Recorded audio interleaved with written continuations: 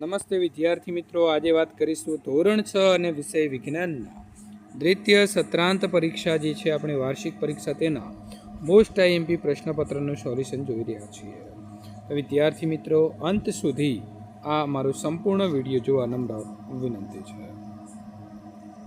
વિદ્યાર્થી મિત્રો, આપણી ચેનલ સરસ્વતી એજ્યુની અંદર 4,98,600 જેટલા સબસ્ક્રાઈબ થઈ ચૂક્યા છે અને દરેક વિદ્યાર્થીઓને મિત્રો વિનંતી કરીશ કે આપણું સબસ્ક્રાઈબનું બટન હજી દબાવવાનું બાકી હોય તો ખાસ દબાવી દેજો, જેથી કરીને આપણે 5 લાખ પૂર્ણ સબસ્ક્રાઈબ જે છે તે આજે જ કરવા છે.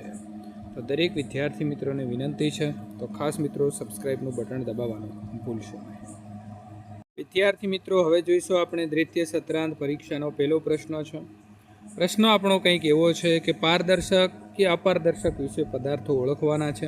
પારદર્શક એટલે શું, પહેલી વાત કરીએ. જેની આર પાર જોઈ શકાય છે તેને પારદર્શક કહીશું, હવા અને સાદો કાચ. અપારદર્શક એટલે કે દિવાલ, જેની આર પાર જોઈ શકાતો નથી. સૂર્ય છે મિત્રો, ત્યાર પછી આગિયો છે. આની સાથે સાથે તમારા લોખંડના પતરા હોય જેને તમે આગળથી જોતા પાછળ દેખાતું નથી, એ તમામ વસ્તુને આપણે અપારદર્શક કહીશું. જમીન ઉપર અને દરિયાઈ પ્રાણીઓનું વર્ગીકરણ. તો જમીન ઉપર રહેતા મિત્રો ઊંટ છે, ડેડકો છે. ડેડકો ખાસ કરીને ઉભયજીવી છે. મગર પણ ઉભયજીવી છે. કાચબો પણ ઉભયજીવી છે, જે મિત્રો દરિયા અને સમુદ્ર એટલે કે પાણીમાં અને જમીન ઉપર રહી શકે છે. દરિયાઈ પ્રાણીઓની વાત કરીએ તો કરચલો અને આવશે વહેલ એટલે કે માછલીઓ. સજીવોના લક્ષણો કયા છે, તો મિત્રો સજીવ હલનચલન કરી શકે છે, ઉત્સર્જન અને પ્રજનન કરે છે, પ્રતિચાર આપે છે. હમણાં જ મેં વાત કરીને સબસ્ક્રાઈબ બટન દબાવવાની, તો વિદ્યાર્થી મિત્રો તમે સજીવ છો એટલા માટે ફટાફટ દબાવી દીધું હશે. એને કહેવાય પ્રતિચાર આપે છે, ખોરાક લે છે, વૃદ્ધિ પામે છે અને મિત્રો શ્વસન કરે છે. પ્રશ્ન 3 બ, લંબાઈના એકમોની વાત કરીએ તો મિલીમીટર, સેન્ટીમીટર, મીટર અને કિલોમીટર.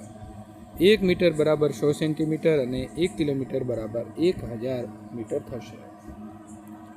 વિદ્યુતનો ઉપયોગ ક્યાં થાય છે, તો વિદ્યાર્થી મિત્રો સમજી લઈએ. વિદ્યુત એટલે વીજળી, જેને તમે લાઇટ પણ કહેતા હશો.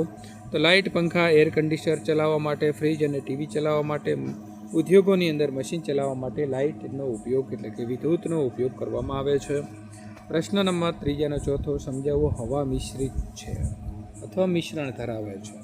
તો હવામાં નાઇટ્રોજન, ઓક્સિજન, કાર્બન ડાયોક્સાઇડ જેવા વાયુ આવેલા છે. આ ઉપરાંત તેમાં પાણીની વરાળ અને ધૂળના રજકણો પણ રહેલા છે. આ બધા જ ઘટકો હવામાં પોતાના સ્વતંત્ર ગુણધર્મ જાળવી રાખે છે, તેથી હવા એક મિશ્રણ છે. પ્રશ્ન નંબર વિદ્યાર્થી મિત્રો 4 પહેલો, શિયાળામાં વહેલી સવારે પાંદડા ઉપર પાણીના ટીપાં કેમ જોવા મળે છે, તો દિવસે છે એ સૂર્યના તાપના લીધે પાણીનું બાષ્પીભવન થાય છે. ત્યાર પછી મિત્રો વરાળ રાત્રે ઠંડી પડે છે અને ઘનીભવન થાય છે, અને ઘનીભવન થવાના કારણે પાંદડા ઉપર ચાકળ રૂપે જે છે તે જમા થાય છે. પ્રશ્ન મિત્રો 4 બ, અંધારા ઓરડામાં કેમ કોઈ વસ્તુ આપણે જોઈ શકતા નથી, તો બલ્બ છે તેનો પ્રકાશ આપણી આંખ સુધી પહોંચી અને વસ્તુ ઉપર જતો હોય છે, એટલે કે પ્રકાશનું પરાવર્તિત થઈ આંખમાં પ્રવેશે છે ત્યારે એ વસ્તુ આપણને દેખાય છે. જ્યારે મિત્રો અંધારામાં પ્રકાશનો જે છે અજવાળો ન હોવાના કારણે જે વસ્તુ છે તેનું પરાવર્તન થઈ અને આંખ સુધી એ વસ્તુનું દ્રશ્ય પહોંચતું નથી, એટલે કે અદૃશ્ય રહે છે, તેથી આપણે જોઈ શકતા નથી. પ્રશ્ન નંબર 4, હોકાયંત્રની અંદર ચુંબકીય સોય શા માટે વપરાય છે, તો ચુંબકીય સોય હંમેશા ઉત્તર દક્ષિણ દિશામાં સ્થિર થાય છે. આ ગુણધર્મના કારણે મુસાફરો કે ખલાસીઓને દરિયામાં સાચી દિશા જાણવામાં ખૂબ મદદરૂપ થઈ શકીએ છીએ. તો આપણને હોકાયંત્ર દિશા જાણવા ખાસ ઉપયોગી છે. પ્રશ્ન 5, ખરા ખોટાની વાત કરીશું. કાગળ એ ચુંબકીય પદાર્થ છે, તો ખોટું. અરીસા વડે પ્રકાશનું પરાવર્તન કરી શકાય છે, તો ખરું. પારદર્શક પદાર્થોનો પડછાયો રચાય છે, તો મિત્રો ખોટું. વેત અને પગલાં એ લંબાઈના પ્રમાણિત એકમો છે, તો ખોટું. પ્રાણીઓ વનસ્પતિ વિના જીવન જીવી શકે નહીં, તો મિત્રો સાચું છે. ફૂલાવેલો ફૂગો દિવાસળીની પેટીમાં સમાતો નથી, તો ફૂલાવેલો ફૂગામાં હવા ભરેલી હોય છે અને હવા જગ્યા રોકે છે, તેનું ચોક્કસ કદ હોય છે. હવાના કારણે ફુગાનું કદ વધી જાય છે, જે દિવાસળીની નાની પેટીની અંદર વિદ્યાર્થી મિત્રો એના કરતાં ઘણું વધારે કદ હોવાના કારણે આ મોટો જે ફુગો છે તે દિવાસળીની અંદર સમાઈ શકતો નથી. પ્રકાશના સ્ત્રોતો એટલે કે ઉદ્ગમ સ્થાન એટલે શું, તેના પ્રકાર ઉદાહરણ સાથે તમારે સમજાવવાનું છે. તો જે પદાર્થમાંથી પ્રકાશ મળે છે તેને પ્રકાશના સ્ત્રોતો કહે છે. કુદરતી સ્ત્રોતો તો સૂર્ય, તારો અને આગિયો આવશે. કૃત્રિમ સ્ત્રોત તો આવશે ફાનસ, ટોર્ચ, મીણબત્તી અને બલ્બ. મિત્રો, માપન એટલે શું સમજાવો તો માપન એટલે અજ્ઞાત જથ્થાથી જ્ઞાત સાથેની સરખામણી. ઉદાહરણ આપણને આપ્યું છે કે ઓરડાની લંબાઈ અજ્ઞાત માપવા મીટર સ્કેલ જ્ઞાતનો ઉપયોગ. જો 8 મીટર સ્કેલ મપાય છે તો 8 લંબાઈ પણ 8 મીટર ગણાય છે. સંખ્યા 8 છે અને મીટર એ તેનો એકમ છે. પ્રશ્ન નંબર 9, વેત, હાથ અને પગલાં જેવા માપથી લંબાઈ ચોકસાઈપૂર્વક જે છે તે કેમ માપી શકાતી નથી? તો જુઓ વિદ્યાર્થી મિત્રો, કોઈનો હાથ છે એ મોટો હોય છે ત્યારે કોઈનો હાથ નાનો હોય છે. તો જુદી જુદી વ્યક્તિનો વેત, હાથ અને પગલાંના માપ જુદા જુદા હોય છે. કોઈનો હાથ પગ લાંબા તો કોઈના ટૂંકા હોય છે. આથી વ્યક્તિએ માપેલી લંબાઈ અલગ આવે છે અને તેથી ચોકસાઈ છે તે આપણને મળતી નથી. તેથી હાથ, વેત અને પગલાં નાના મોટા હોવાના કારણે અલગ અલગ માપ મળે છે. મિત્રો, પ્રકાશ સીધી રેખાની અંદર ગતિ જે છે તે કરે છે તે સાબિત કરતો પ્રયોગ. તો હેતુ શું છે? તો પ્રકાશ સીધી રેખામાં ગતિ કરે છે તે સાબિત કરવું. સાધન સામગ્રી 3 એક સરખા પૂંઠા, મીણબત્તી અને પાતળો સળિયો જોઈશે. 3 પૂંઠાના મધ્યમાં કાણો પાડી સળિયાની મદદથી 3 કાણા એક સીધી રેખામાં આવે એ રીતે ગોઠવો. એક તરફ સળગતી મીણબત્તી મૂકો અને સામેથી ત્રીજા પૂંઠાના કાણામાંથી જ્યોત જુઓ. કોઈ એક પૂંઠાને સહેજ ખસેડીને ફરીથી જ્યોત જોવાનો પ્રયત્ન કરો. નિર્ણય મિત્રો આવશે જ્યારે કાણા સીધી રેખામાં હોય છે ત્યારે જ જ્યોત દેખાય છે. આથી સાબિત થાય છે કે પ્રકાશ સીધી રેખામાં ગતિ કરે છે. મિત્રો, અહીં દહન માટે હવા જરૂરી છે તે સાબિત કરો. તો હવા જે છે તે મિત્રો હવાની હાજરીમાં દહન આપણે જોઈ શકીએ છીએ. ગ્લાસ ઢાંક્યા પછી મીણબત્તી છે તે બુઝાઈ ગઈ છે. હેતુની વાત કરીએ તો દહન સળગવા માટે હવા જરૂરી છે તે સાબિત કરવું. સાધનોની વાત કરીએ તો કાચનો પ્યાલો, મીણબત્તી, દીવાસળીની પેટી. પદ્ધતિને અવલોકન. સળગતી મીણબત્તી પર જ્યારે કાચનો પ્યાલો ઢાંકવામાં આવે છે ત્યારે થોડી વારમાં મીણબત્તી બુઝાઈ જાય છે. ગ્લાસની અંદર રહેલી હવા, ઓક્સિજન વપરાઈ જતાં દહન અટકી પડે છે. નિર્ણય આવશે કે પદાર્થને સળગવા દહન માટે હવાની સતત હાજરી અનિવાર્ય છે. પર્વતીય વિસ્તારમાં રહેતા પ્રાણીઓ અને વનસ્પતિઓના નામની વાત કરીએ તો પ્રાણીઓ આવશે હિમચિત્તો, યાક, પર્વતીય બકરી અને સફેદ રીંછ. વનસ્પતિઓ આવશે ઓક, પાઇન અને દેવદાર જેવા શંકુ આકારના વૃક્ષો.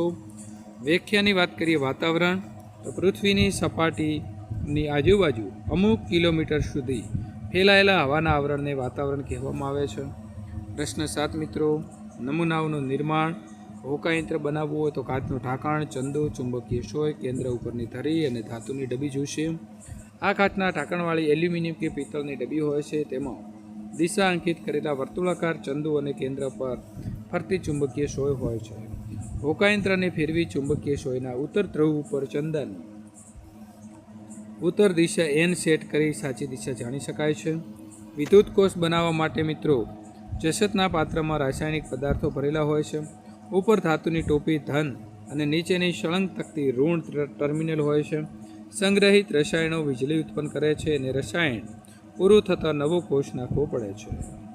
પિનહોલ કેમેરા બનાવવા માટે મિત્રો અહીં આપણને સરસ મજાનું એક ખોખું આપ્યું છે. 2 એવા ખોખા લો જે એકબીજામાં સરકી શકે. મોટા ખોખાની એક બાજુ કાપી સામેની બાજુ મધ્યમાં નાનો કાણો પાડો. નાના ખોખામાં વચ્ચેથી 5-6 સેન્ટીમીટરનો ચોરસ કાપી તે ડ્રેસિંગ પેપર લગાવો.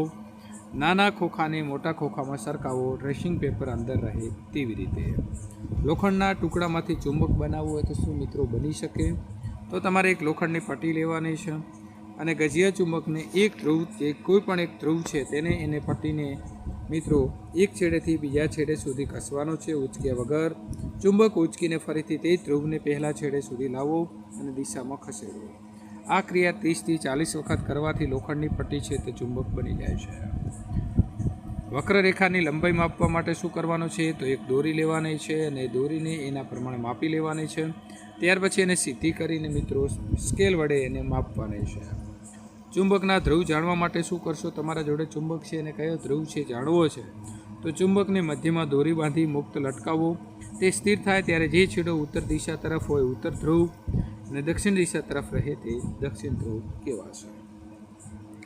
હવાની હાજરીની તમારે ચકાસણી કરવા માટે શું કરી શકાય? તો કાગળની ફરકડી ફેરવીને વેધરકોક વડે દિશા જાણવી, પદાર્થોને સળગવું, માટીમાં પાણી નાખતા પરપોટા થવા, પાણી ઉકળતા હવાના પરપોટા નીકળવા. મિત્રો, ટોર્ચની અંદર વિદ્યુત પરિપથ પૂર્ણ કેવી રીતે થાય છે? તો અહીં કળ એટલે હોય છે, એટલે કે સ્વિચ. ટોર્ચની સ્વિચ આગળ ખસેડતા અંદરની વાહક પટ્ટી બલ્બને અટકે છે. આથી વિદ્યુત પરિપથ પૂર્ણ થાય છે અને બલ્બ પ્રકાશિત થાય છે. મિત્રો, પડછાયો સાથી રચાય છે. તો આ ખોખાનો અહીં પડછાયો છે, તમારો પડછાયો પણ તમારી પાછળ પડતો હોય છે. તો પ્રકાશ સીધી રેખામાં ગતિ કરે છે. તેના માર્ગમાં કોઈ અપારદર્શક વસ્તુ આવે ત્યારે પ્રકાશ પસાર થઈ શકતો નથી, તેથી બીજી બાજુ પડછાયો છે તે રચાય છે. પ્રશ્ન નંબર 9. વહેલ અને ડોલિફન કેવી રીતે શ્વસન કરે છે? તેમને ચૂઈ હોતી નથી. માથા ઉપર શ્વસન છિદ્રો એટલે કે નસકોરા હોય છે.